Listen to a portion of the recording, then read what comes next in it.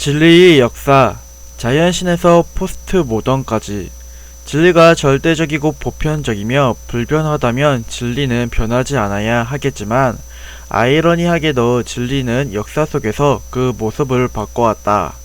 지금부터는 진리가 어떻게 변화되어 왔는지 진리의 역사를 알아보려고 한다. 원시, 고대, 중세, 근대, 현대로 역사적 진행을 따라가 보자. 원시시대의 진리는 자연신이었다. 당시 사람들은 자연이 압도적인 풍요와 폭력의 무방비 상태로 놓여 있었고, 예측하기 힘든 자연 현상의 발생 원인을 설명하고자 했다. 그들은 자연물과 자연 현상을 이인화해서 자연의 속성을 인간의 감정과 대응해 서술했다. 풍요는 어머니이고 가뭄은 외면이었으며 폭풍은 분노였고 무지개는 용서였다.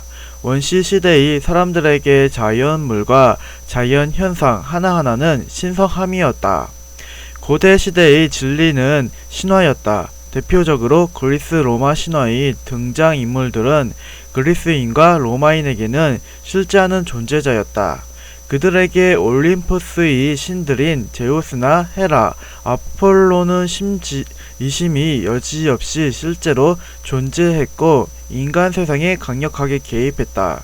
그래서 고대 그리스인들은 하늘에 있는 올림푸스의 신들에게 기도할 때면 선체로 손바닥을 하늘로 향하게 한 후 기도를 했다. 반대로 지하의 신에게 기도할 때는 손바닥을 땅으로 향하게 해서 기도를 했다. 신들이 정말로 하늘 위나 땅 아래에 있다고 생각했던 것이다. 우리에게는 신화 속의 신들이 문학 속에 존재하지만 고대 그리스인들에게 신은 그들의 세계의 실제 진리로서 존재했다. 중세시대에 와서 진리는 진리다운 면모를 보이기 시작했다. 원시와 고대의 진리가 지극히 인간적이고 불완전한 다원적 형태를 취했다면, 유대교나 그리스도교나 이슬람에서 등장하는 진리로서의 신은 초월적이고 절대적인 존재로 등장했다. 절대적 진리가 유일신이 옷을 입고 진리의 권자를 차지한 것이다. 이 유일신은 앞서 우리가 진리의 속성으로 제시했던 절대성, 보편성, 불변성을 모두 갖춘 우주의 창조물로서 인류 역사 1000년의 시간을 진리로 집권한다. 이러한 초월적인 신은 현실에서 왕의 권력을 정당화해주는 역할도 함께 수행했다. 역사 파트에서 살펴보았던 것처럼 이 시대의 왕은 권력이 물질적 기반으로서 장원을 소유하고 있었고, 정신적 정당화를 위해 신을 요청했다. 그런데 중세 후기가 되면서 새로운 생산수단으로서 공장을 소유한 부르주아가 등장했고, 이들은 공장을 기반으로 하여 물질적 권력을 획득했다. 이제 부르주아에게 필요한 것은 정신적 기반이었다. 결국 이들은 신의 역할을 빈틈없이 대체할 새로운 진리의 기준으로서 이성을 제시했다. 신본주의 중세가 무너지고 인간의 이성을 중심으로 한 인본주의 시대가 도래한 것이다. 재생과 부활의 의미를 가진 르네상스는 인간중심주의를 주장하는 하나의 문화적 성격을 넘어 운동적 성격을 넘어 진리의 패러다임이 급진적으로 변화되고 있는 시대상을 대변했다. 결국 근대에 이르러 진리의 왕자는 이성이 차지했다. 이성은 구체적으로 세 가지 근본적인 학문을 의미한다. 수학, 물리학, 철학이 그것이다. 이 세 학문 영역은 다른 모든 학문이 가능할 수 있는 토대를 마련하는 뿌리에 해당한다. 학문의 영역이 위계를 갖는다는 주장은 분명 논란의 여지가 있다. 하나의 학문 영역은 다른 모든 학문과 복잡하게 연결되어 있으며, 개별 학문의 연구 영역은 독자적으로 발전되어 온 면이 있기 때문이다. 하지만 개별 학문은 스스로는 자신이 학문으로서 가능성을 탐구하지 못하고 반드시 다른 학문이 대신 탐구해줘야 한다. 그러한 점에서 비교적 더 근원적인 학문을 생각해 볼 수 있다. 예를 들어 사회학은 지구상의 다양한 사회와 사회적 행위에 대해 탐구하는 영역이지만 사회라는 개념이 실제로 가능한 개념인지에 대해서는 스스로 의심하지 않는다. 사회가 실제한다는 전제하에 사회학이 탐구되는 것이다. 이러한 근원적인 고민은 철학이 대신해 주어야 한다. 경영학은 기업이 조직과 관리 운영에 관한 탐구하는 학문이 영역이었지만 기업이 활동하기 위한 전제로서의 시장 자율성과 정부 개입 정당성에 대해서 고민하지 않는다. 이러한 역할은 경제학이 대신해 주어야 한다. 이는 과학에서도 마찬가지다. 이학은 생리학에서 근거를 찾고 물리학은 수학적 근거의 정당성을 기반으로 해야 가능하다. 이러한 방식으로 학문의 최종적인 근거를 찾아가 보면 결론적으로 수학, 물리학, 철학이 세 가지 학문에 닿는다. 이 세 학문은 학문의 최종 근거이며 인간 이성이 꽃이다. 이들이 이룬 성과는 가히 놀라워서 근대 사회 분위기는 인간이 이성을 토대로 한 거대한 학문 체계가 세계를 넘어 인간과 우주의 존재 모두를 규명할 것만 같았다. 이와 동시에 응용 학문을 기반으로 하는 기술과 산업의 발전은 인간의 삶을 풍요로 이끌었다. 인간의 이성과 합리성에 대한 낙관적인 전망이 근대 사회 분위기를 장악한 것이다. 이성, 합리성, 효율, 주체, 질서, 규율, 규칙, 통제, 발전, 성장, 기술이 이 시대의 주도적 개념이 되었다. 이러한 근대 사회의 특징을 근대성 또는 근대 합리성이라는 용어로 표현한다. 일반적으로 빈번하게 사용하는 용어이니 잘 기억해두자. 하지만 근대 합리성이 낙관은 그리 오래가지 못했다. 근대는 매우 빠르게 붕괴되었다. 그 원인은 외적인 원인과 내적인 원인으로 나누어 살펴볼 수 있다. 우선 외적인 원인은 두 차례에 걸친 세계대전에서 기인한다. 이성에 대한 신뢰와 그에 따른 기술의 발전은 인간을 풍요로 이끌어줄 것만 같았지만 반대로 인류는 최대의 위기를 맞이했다. 물리학과 화학의 발전은 대량 인명살상을 가능하게 하는 핵무기가 되어 인류를 위협했다. 인간의 유전에 대한 이해와 생리학의 발전은 열등한 인종을 규정하는 근거가 되어 유대인 학살의 명분이 되었다. 그리고 산업 발전은 환경 파괴와 거대 자본에 의한 개발도상국 종속화를 가져왔다. 인간의 이성과 합리성의 추구가 행복한 미래를 가져오지 않으며 인류의 삶과 공동체를 파괴한다는 것을 인류는 충분히 경험한 것이다. 사람들은 근대 합리성의 미래에 대해 의심하게 되었다. 다음으로 내적인 원인도 근대성의 붕괴에 기여했다. 내적인 원인이란 인간 이성의 한계가 학문 내부의 영역에서 스스로 드러난 것을 말한다. 쉽게 말해서 인간 이성에 꽂히며 모든 학문의 최종 근거로서의 지위를 지녔던 수학, 물리학, 철학에서 스스로의 한계와 불가능성이 발견된 것이다.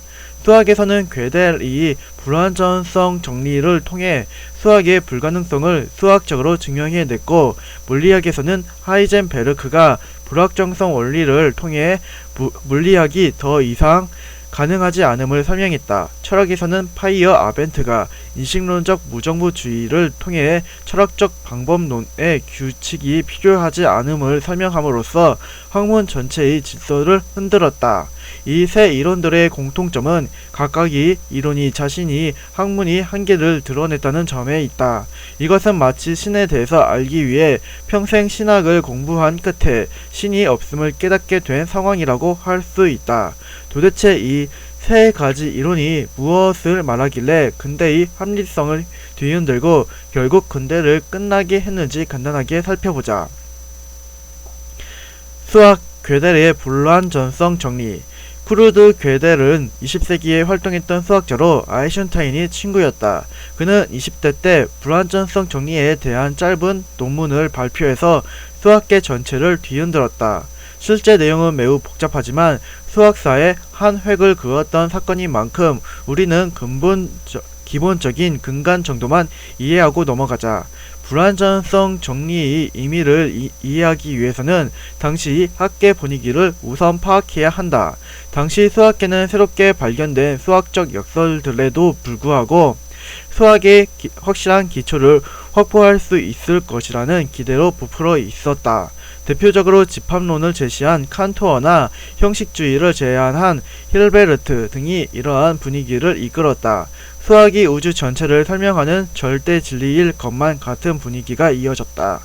학계의 낙관적 분위기를 깨고 실제로는 확실한 기초를 찾을 수 없음을 증명한 것이 괴델의 불완전성 정리다. 불완전성 정리는 제1 불완전성 정리로 시작한다. 그것은 다음과 같다. 제1 불완전성 정리. 적어도 하나의 자연수 이론이 포함된 형식적 체계 안에는 결정 불가능한 공식, 즉 그 자체로 증명이 불가능한 공식이 존재한다. 이 명제에서 제2 불완전성 정리가 도출된다. 그것은 다음과 같다. 제2 불완전성 정리. 적어도 하나의 자연수 이론이 포함된 형식적 체계의 무모순성은 해당 체계 안에서는 증명될 수 없다. 당초에 무슨 말인지 모르겠다고 좌절할 필요는 없다. 단순하게 생각하면 충분히 이해할 수 있는 내용이다. 간단한 비유를 통해서 알아보자. A는 도인이고 B는 그의 수제자다. 그들은 수학의 우주에 살고 있다. 이 수학의 우주는 너무나 명료하고 질서정연해서 이 안에서 증명되지 않는 것이란 그 어떤 것도 존재하지 않는다. 그런데 어느 날 A 도인이 말했다. B야, 사실 이 세상에는 증명할 수 없는 하나의 문장이 존재한단다. B가 놀라서 물었다. 아니, 스승님, 그게 무슨 말씀이십니까? 모든 것이 증명되는 이 세상에 증명되지 않는 것이 있다니요. 그게 무엇입니까? 깨달음을 주십시오. 그러자 A가 답을 알려주었다. 그것은 이 우주 안에 있는 모든 것은 증명될 수 있어도 이 우주 자체가 증명될 수 있는지는 알 수 없다는 것이다. 이 우주가 실제로 존재하고 있는지 아니면 한바탕 꿈이었는지는 이 우주 안에서는 결코 증명될 수 없고 내가 죽거나 꿈을 깨고 나서 이 우주를 벗어난 다음에야 알 수 있게 되는 것이란다. 괴델의 불완전성 정리의 내용이 이와 크게 다르지 않다. 하나의 특정 수학 체계는 자기 스스로의 무모순성을 증명할 수 없음을 항상 내포하고 있다. 따라서 기존에 우리가 수학에 대해서 알고 있었던 것과는 달리 적어도 하나의 명제는 증명할 수 없고 이것은 수학 체계가 완벽하게 증명될 수 없음을 의미한다. 그나마 인류는 완벽해 보이는 수학에 기대었는데 알고 보니 스스로 해결하지 못하는 내적 모순을 갖고 있었던 것이다. 이로써 수학은 절대적이고 완벽하다는 오만에서 벗어나 불완전성을 전제하고 이를 극복하기 위한 방향을 모색하게 되었다. 물리학, 하이젠베르크의 불학 정성 원리. 하이젠베르크는 괴델과 같은 시기인 20세기에 활동한 이론 물리학자다. 물리학은 두 가지로 구분할 수 있는데 우주와 같이 거대한 영역을 다루는 물리학을 거시 물리학이라고 하고 원자나 전자 단위와 같이 소립자의 영역을 다루는 물리학을 미시 물리학이라고 한다. 근대에는 거시 물리학으로서 뉴턴 역학이나 아인슈타인이 물리학이 중심을 형성했다면 현대에 와서는 미시 물리학으로서 양자 역학이 학계의 핵심이 되었다. 최근에는 거시 세계와 미시 세계를 통합하려는 움직임이 쟁점이 되고 있다. 불확정성 원리는 현대 양자 역학의 근간을 이루는 개념이다. 이 이론을 단적으로 말해 그 전까지 물리학이었던 건대 거시 물리학이 한계를 설명한 이론이라고 할 수 있다. 기술의 발전과 함께 점차 측정 가능해진 작은 소립자의 세계에서는 더 이상 거대한 세계의 물리 법칙이 적용되지 않는다는 것을 알게 된 것이다. 기존의 물리학은 시간에 대한 위치와 속도의 함수로 물질을 표현한다. 즉 S는 V.T를 파악하는 학문이 물리학이다. 예전 중학교 시절에 지겹게 암기했던 거리는 속력 곱하기 시간이 그것이다. 세상의 모든 존재자는 S는 V.T 법칙에 따라 정확히 움직이며 나타난다. 다닌다. 그런데 어찌된 일인지 수립자의 세계에서는 물리학의 가장 기초적인 법칙이 적용되지 않는 것처럼 보였다. 수립자 세계에서는 위치를 정확히 파악하려 하면 속도가 불확실해지고 반대로 속도를 정확히 측정하려 하면 위치가 불명확해졌다. 예를 들어보자. 어마어마한 기술력을 바탕으로 특수하게 제작된 현미경이 있고 이를 통해 전자를 관찰하기로 했다. 그런데 관찰이라는 행위는 빛이 물질에 반사되어서 눈에 도달하는 과정을 의미한다. 전자를 특수 현미경으로 관찰한다는 것도 특정 전파를 전자에 충돌시켜 튕겨져 나온 것을 감지기로 감지하는 것이다. 그런데 문제가 발생했다. 전자를 관찰하기 위해서 전자기파를 쏘았더니 전자의 위치는 정확하게 파악할 수 있었지만 전자가 너무나 작아서 전자기파로 전자의 속도가 변화된 것이다. 측정하려는 전자가 A 당구공이라면 전자의 위치를 확인한답시고 또 다른 B 당구공으로 충돌시키는 상황이므로 전자의 속도가 변화할 수밖에 없는 것이다. 그래서 이번에는 전자의 속도가 변하지 않을 만큼이 아주 약한 전자기파를 미약하게만 쏘아 보았다. 그랬더니 전자에 충돌하고 튕겨져 나온 전자기파가 힘이 없어서 감지기까지 도달하지 못하고 중간에 어디론가 사라져 버렸다. 전자가 어디에 있는지 확인할 수 없는 것이다. 다시 전자를 당구공에 비유한다면 A 당구공의 속도에 변화를 주지 않을 만큼 살짝 B 당구공을 충돌시킨 것이다. 그랬더니 B 당구공이 다시 돌아오지 않았다. 이를 정리하면 위치를 정확하게 파악하려 하면 속도가 불확실해지고 속도를 정확하게 파악하려 하면 위치를 알 수 없게 되는 것이다. 결론적으로 말하면 현대 물리학에 와서 과학자들은 소립자의 위치와 속도를 동시에 측정할 수 없다는 것을 알게 되었다. 그런데 이건 문제가 된다. 왜냐하면 물리학의 기본은 특정 물체를 위치와 속도로 표현하는 것이기 때문이다. 소립자의 위치와 속도를 동시에 측정하지 못한다는 것은 소립자의 세계에는 더 이상 기존의 물리학이 적용되지 않는다는 것을 뜻한다. 물론 이에 대한 비판이 있었다.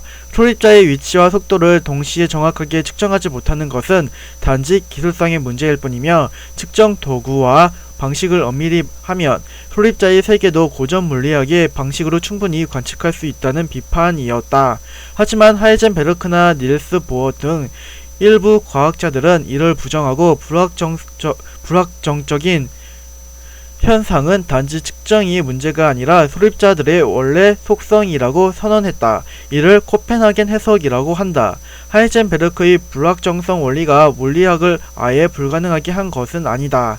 불확정성 원리 이후 과학은 더 발전해 왔으며 소립자의 불확정성은 무질서가 아니라 확률 안에서 유의미하게 제한되어 나타나는 현상으로 이해되었다. 다만 불확정성 원리가 탄생할 당시 충격적인 분위기 그리고 물리학이 완벽하게 세상을 예측할 것이라는 확신을 무너뜨렸다는 점에서 불확정성 원리는 이성에 대한 확신으로 가득 차 있던 근대 합리성의 시대를 변화시키는 데에 공헌했다.